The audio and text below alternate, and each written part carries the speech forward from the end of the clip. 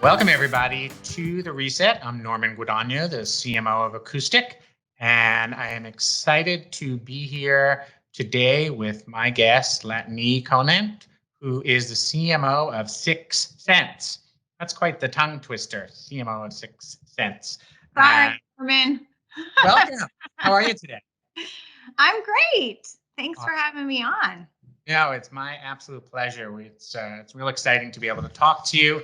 And what we're going to do today is cover hopefully a lot of ground and really sort of dig into not just what you're doing, what 6 Cents is doing, but focus on also what are we all going to be doing in the future, because it feels like the ground is changing underneath our feet and it's sort of happening daily. And unfortunately, or in some parts of the US, the ground is burning under your feet. So we want to make sure that we can help our peers and others in the B2B marketing community and the B2C marketing community actually understand the path ahead. And so I think that this is a great place to start. But first, let's just maybe take a minute and you can explain what 6 Cents does and why it's awesome and how you ended up being the CMO there. And then we'll go from there.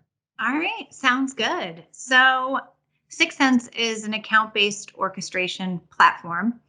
And I guess I'll talk about why that's important. The reason that it is important is if you think about the way B2B buyers buy, there's some kind of difficult dynamics going on. One, they tend to do all of their research anonymously. So they're on your site if you're lucky, they're on your competitor site, they're on third-party sites doing research, and most B2B marketers have very little insights into that. We at 6 Cents call that your dark funnel. So you don't have a known funnel, you have a dark funnel. Yeah, that's also very, very intriguing sounding, the dark funnel. Yes.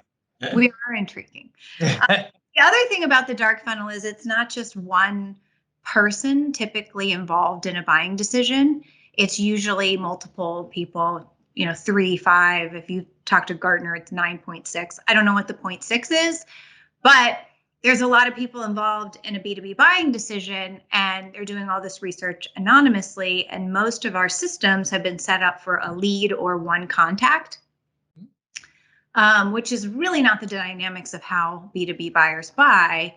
And then the last thing about it is there's so much noise today. We've automated all of these things, emails, robocalls, content. And so it's really, really difficult to break out of the noise. And so, being more, I don't talk about personalization, I talk about relevance, using multiple channels. It's more and more critical if you want to be able to connect with buyers and connect with them at the right time. And so what 6 Cents does is really allows you to compete and win in this modern age. So first of all, we do help you uncover your dark funnel. So you have insights into who's doing research. Are they researching you? Are they on your website or on your competitor's website? What type of research they're doing? And more importantly, where they are in their buying journey, right? Because if they're early, we're going to do one tactic or communicate one way. And if they're late, it's going to be another way.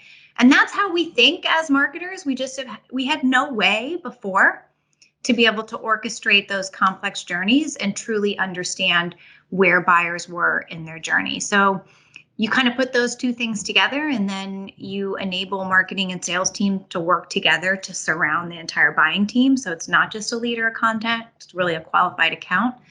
And all of a sudden the magic happens. I love when the magic happens. So we've talked about dark funnels and magic. So this is definitely going to be an exciting discussion.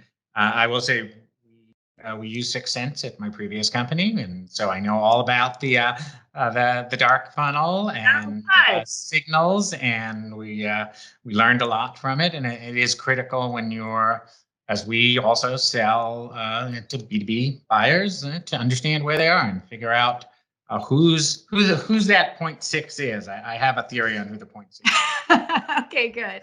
Probably related to that. And how long have you been there at 6 Cents? I just literally last week had my 2-year anniversary. Well, happy anniversary. Uh, Yeah. I just had my 1 year anniversary here at Acoustic last week, so I know that it can take a while to sort of get your hands around Oh, everything. it nearly killed me, but I'm doing okay now. Good. I'm glad to hear that. I can't say that I'm out of the nearly killed me phase here at Acoustic, but we're rapidly trying to get our hands around all the things going on in the market. And one of those key things is that, and I'm a year into the job here. Acoustic is only 18 months old. We were born as a carve out in July of 2019. So we sort of sprang on to the universe.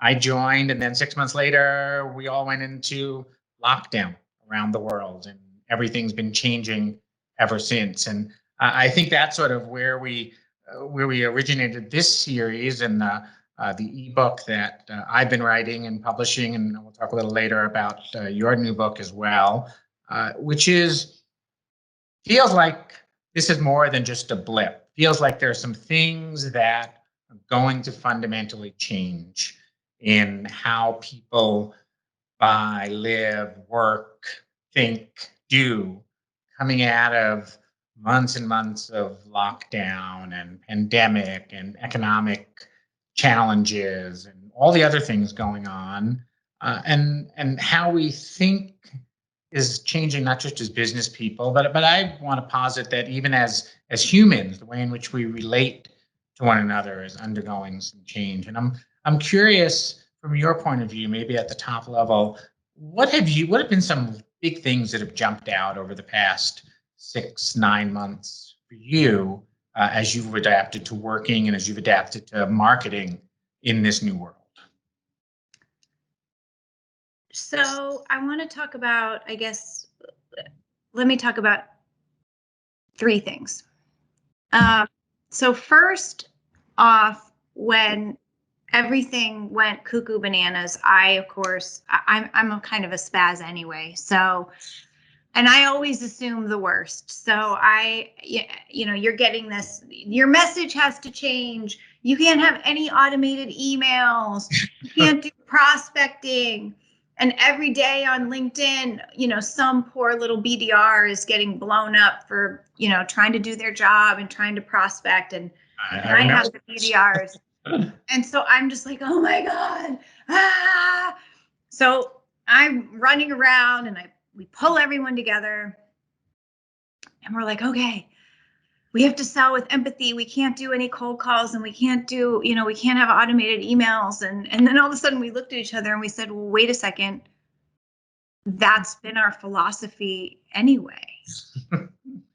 So we had this weird, and you laugh, and we laughed too, because it was like, oh my God, it's like we've been preparing for this and we didn't even know it, So it was this really interesting, and I said, well, let's just take a pause. And so, the sales team and the sales leaders and we said, well, let's just take 2 days. And it was let's just pause, everyone think, and then we'll come back on Monday and regroup. And let's have the whole team pause and really think about it. And so literally to the man, everyone came back and they were like, no, we're ready. We're ready for this. Our ICP, we call it an in-market ICP, an ICP. And it literally adjusts every single day to find accounts that are a good fit for us and are in market. Yep. So every day the team comes in and knows that these accounts are ones that actually are looking and interested, right? Yep. And, we have a very specific way that we do our outbound model for relevance. So, they have to be in market. We understand their keyword. We marry content to that. We understand why that persona would care about that keyword with a solution called a value card. So we built this whole system. Marketing is in charge of warming accounts to make sure they're actually in market. So we built this whole thing. And so it was kind of like the more things change, the more they stay the same. And I think it was actually a pretty big confidence booster for our team that what we had built worked, and it's more important now that we kind of get people to understand this playbook and be able to adopt it. So we ended up finishing last quarter off with like the best quarter we've ever had in the history of 6 Cents. Congratulations. Which is great. Yeah. So that part was really great and is yay. So that's kind of part one. Part two is I got asked to be on this podcast and they wanted me to talk about 2030. And so I started to really think about 2030 and what's happening today and like really what do I think will happen? Like more macro trends. That's a long way out, 2030. I know. And it kind of, I liked 2030, honestly, because 2025 feels too close and kind of like you need to start doing stuff now. But 2030, and if you think about just what's happened right now, you can kind of get crazy, right? In really thinking about what it's going to be like. And so some of the things that I was thinking about is one, I think websites are going to change dramatically and be more Slack channels meet Netflix. Okay, I'll let you put some meat on that. So I think if you think about events not necessarily coming back for a while and everyone running virtual events and promoting virtual events as like a point in time, when the reality is I could have a virtual event going all the time, almost like live news, right? Plus Netflix, right? So you could start to almost have a virtual event like experience going somewhat all the time. And wouldn't that be a more interesting website than a more static experience? And then you think about like conversational marketing and how that allows like the speed to conversation, layered with just better video quality and the ability to like create video less expensively. And there's a lower barrier to entry. People don't expect it to be Steven Spielberg now. I just think that, and then the last dynamic is people, I found there's still a need to connect. And so there's all these Slack groups and kind of Slack communities coming around. So if you can combine all of those into more of an immersive, I think that's going to be more of like your digital experience versus like a static website. So that was my first crazy thoughts on 2030. The other thing is, I think I'm calling this the big shift or the great shift because everybody's moving now. Like if I lived in a city and I didn't really love being there and I was just there for my job, I'm out. Yep. Right? Like my mom just bought a house in Richmond, Virginia. Thank God we bought it months ago for like a decent price, but their house is like not even that nice, selling for crazy amounts because people from New York are like, I just want to live in a nice suburb with a yard and like kids on a bike because I don't need to commute. And so all these people are like shifting all over. But I think people are still going to want like city-like experiences. Mm-hmm. So I'm really intrigued by things like Airbnb experience. And like I've been taking groups of my girlfriends to Barcelona via Zoom. Mm-hmm. We meet this shoe designer and you can pick out all of your stuff and he designs the shoes and like sends you the shoes. And so I just think really creative ways are going to pop up because people are going to want city-like shows and experiences like that, but not want to travel as much, right? So how do you do Hamilton virtually, for example? Yes, big question many have. And for those of us like myself who had already seen it 6 times, don't know when I'm going to get to see it again live. It's like, how can I do that again? How can I do that? And maybe it be actually, and have it actually be cool and maybe even more intimate than, sitting in a theater. So that that is the other thing. And then the last kind of 2030 thing that I think is relevant for marketers to think about is learning. Like if I had kids that were about to go to college and I was going to spend $40,000 for them maybe to get on Zooms, I don't know. That would be kind of tough. Don't you think, Norman? I think about that all the time because I have high school senior this year, and she is spending her senior year, at least the first half of her senior year, on Zoom all the time, and it's tricky thinking about, would I want to pay Ivy League prices, assuming she goes to an Ivy League, or wherever she goes for that, and it's a big question, right? And So I agree that it's a serious question. So I think learning and even before the pandemic, like the cost of college and stuff was just getting cuckoo bananas. So I think learning is going to start to dramatically change into more like micro skilling and micro certs, and much more relevant, potentially all video based or video based, and maybe maybe it's a 2-year college experience augmented with micro.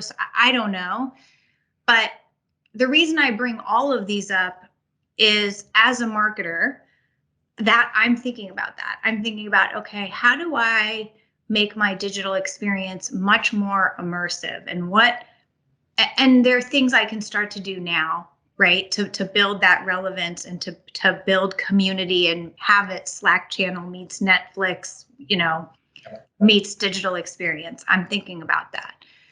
The second thing is I'm thinking about, okay, people are still going to crave getting together and cool and interesting experiences. So as a field marketer, like creativity is the new currency. And, how do we create those type of things that no matter where people live now, we can actually attract them into these kind of, is it a personal chef? Is it this? Is it that? Right?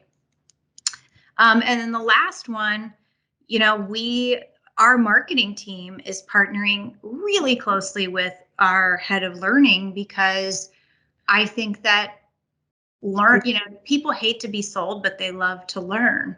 Yeah, indeed.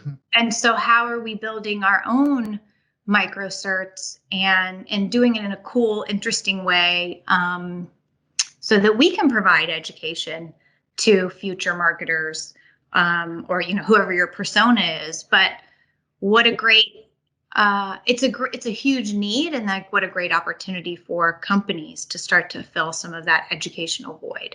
So I agree completely. So super interesting, but I'm gonna push back slightly. That doesn't feel like I'm gonna need to wait to 2030 for those things. I think that the future you just described is going to come a lot faster.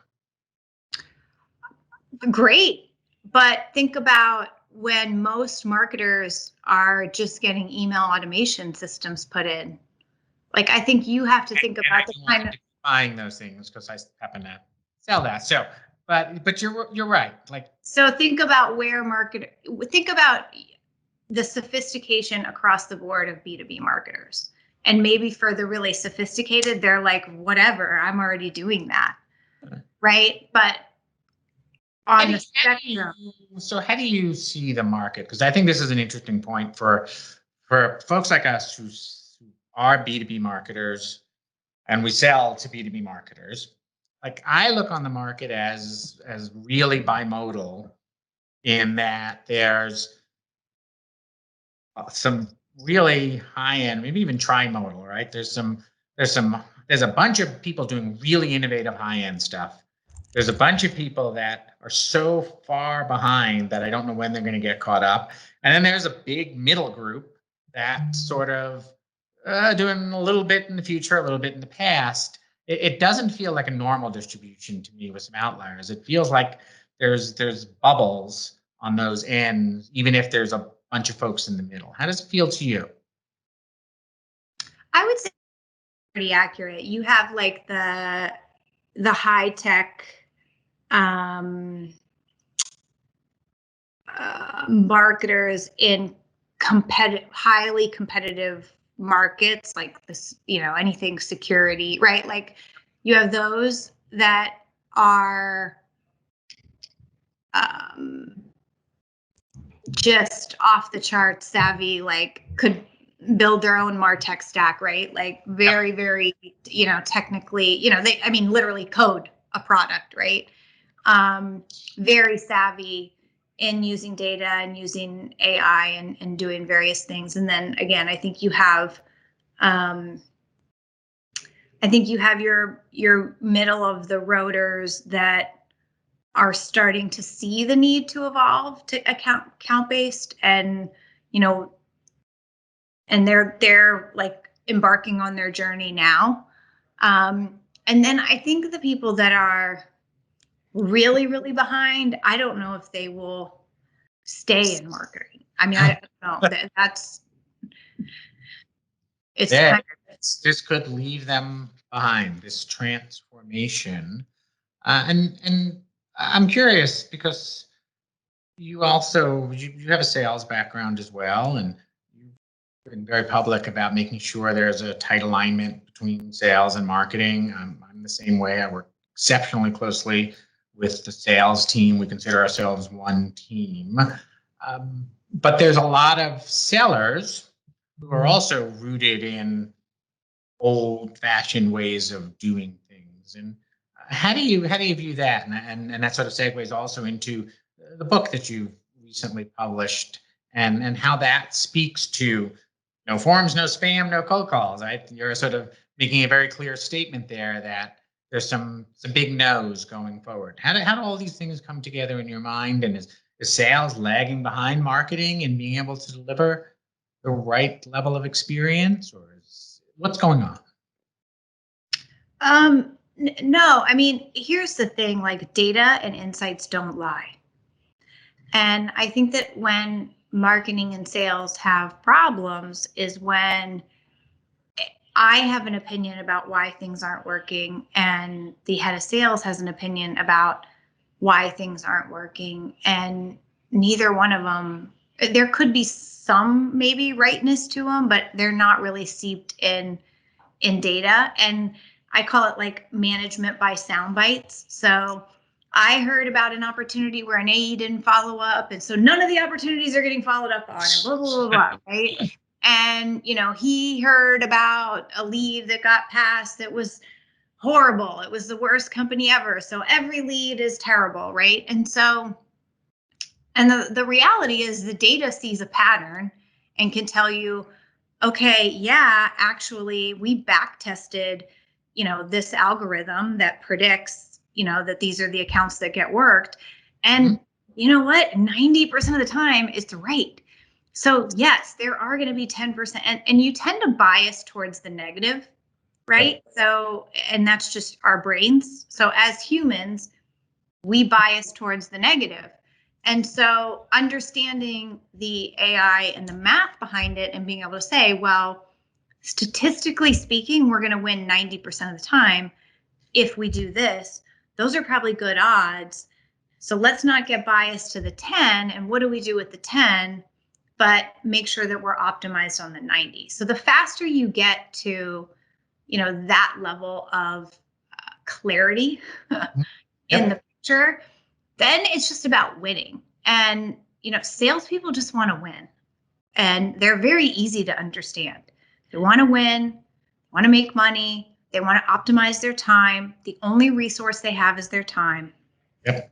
And so once you start to tap into that and say, I'm going to help you win more often. I'm going to help you optimize your time, so you're only doing the right things.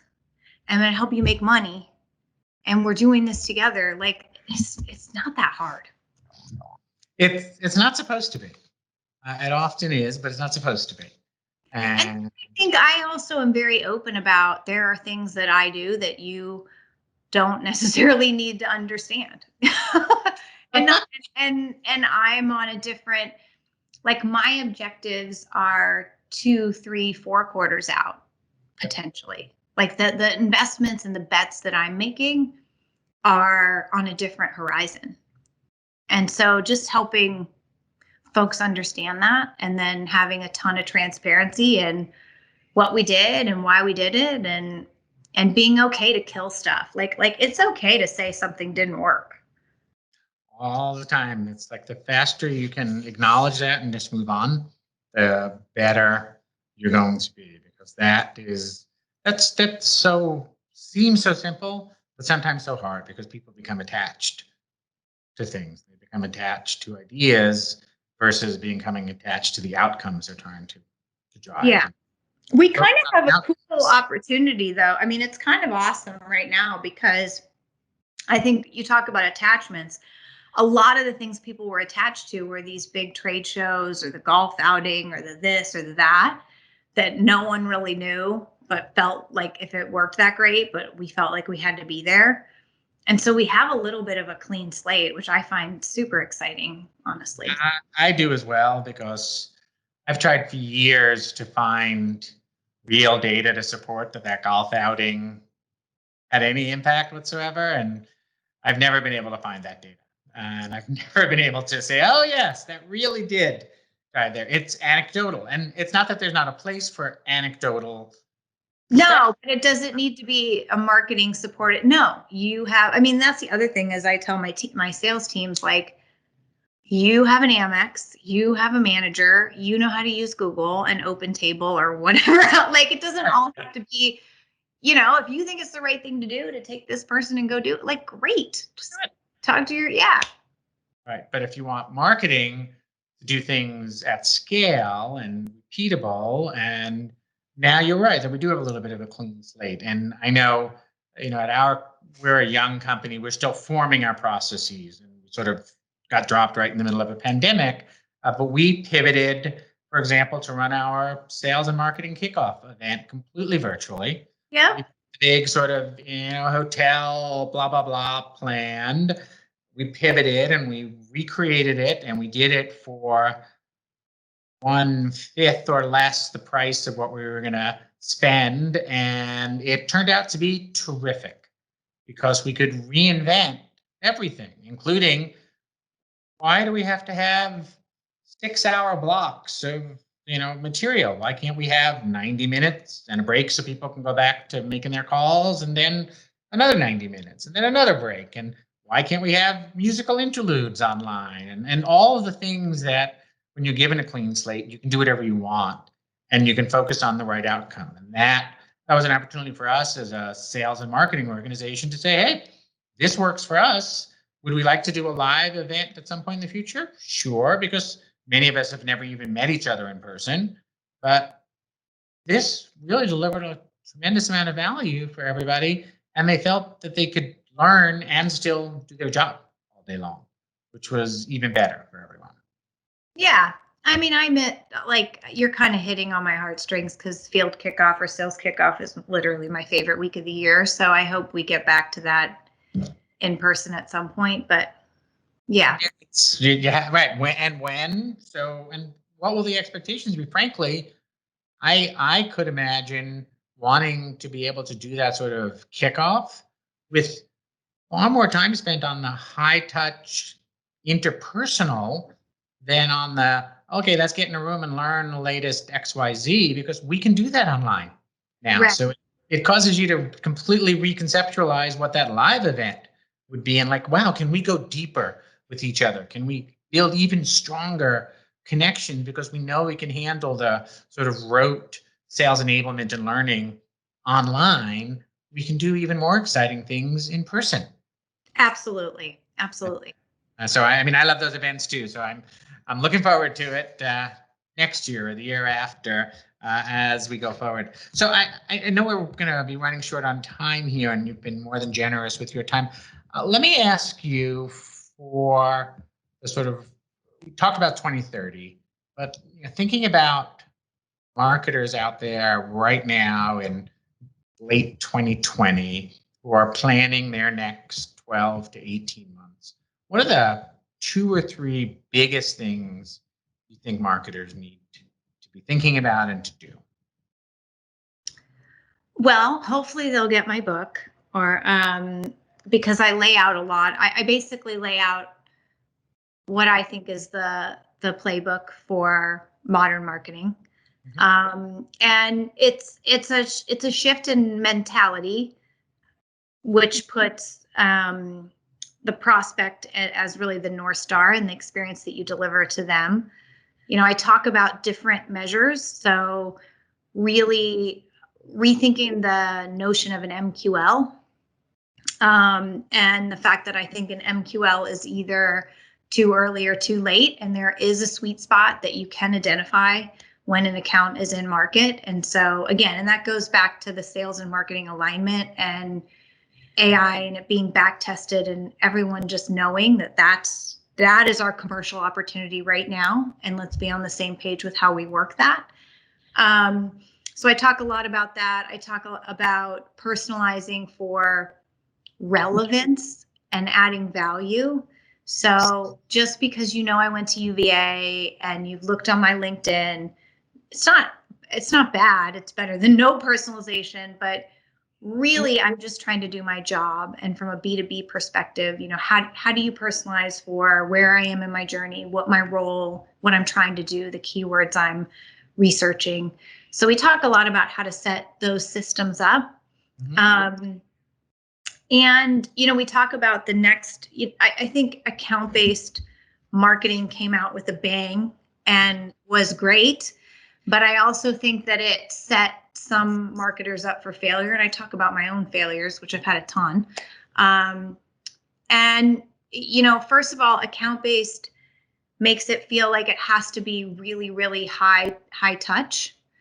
And I think there is an opportunity for that. But account-based is all about not treating every prospect the same and really understanding your ICP, understanding your segmentation, understanding account-based is as much who you go after as who you don't go after.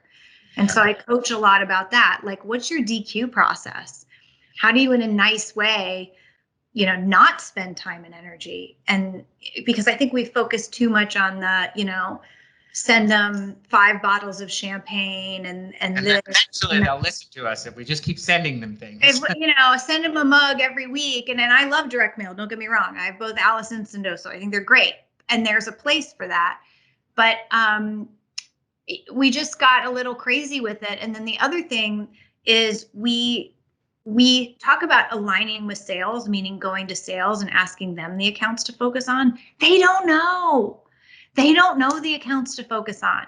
That goes back to the alignment by sound bites. Well, we just want to deal with this person. So why don't we try their competitors and this and that? Like, no, like marketers have got to bring it. We got to bring the data. We got to bring the insights. We've got to drive account selection, segmentation, ICP. So I talk about chief marketing officers becoming chief market officers and really helping the organization understand the market, understand those key dynamics of the market. And that's the job we have to do. And that makes all of the other things a reality. Your pipeline becomes very sustainable, very predictable. Your experience, you can deliver an experience that you're proud of. And it's just more fun. You get to do more cool shit, This is what we all want to do at the end of the day. Yeah. Believe me, we all want to do it, whether we're at home or we're in an event or we move to live in Tuscany, like I'm planning as soon as I can possibly do that. So we sort of figure out how to make it work. Latane, thank you so much. Your book is called No Forms, No Spam, No Cold Calls. It's available on Amazon, I believe, and other local booksellers that you can find online or potentially even in person. Yeah, or hit me on LinkedIn. That's another way to get a copy. All right, it's good to know. And the company is 6 Cents, which if folks don't know, they really should check out. It's an amazing product, and I think your insights and the product combined can be of real value to marketers trying to navigate the landscape ahead. I appreciate your spending a bunch of time with me today. Thank you so very much. And I want to say thank you to everybody for joining us on The Reset. I'm Norman Guadagno at Acoustic, and we will see you again next time. Thank you.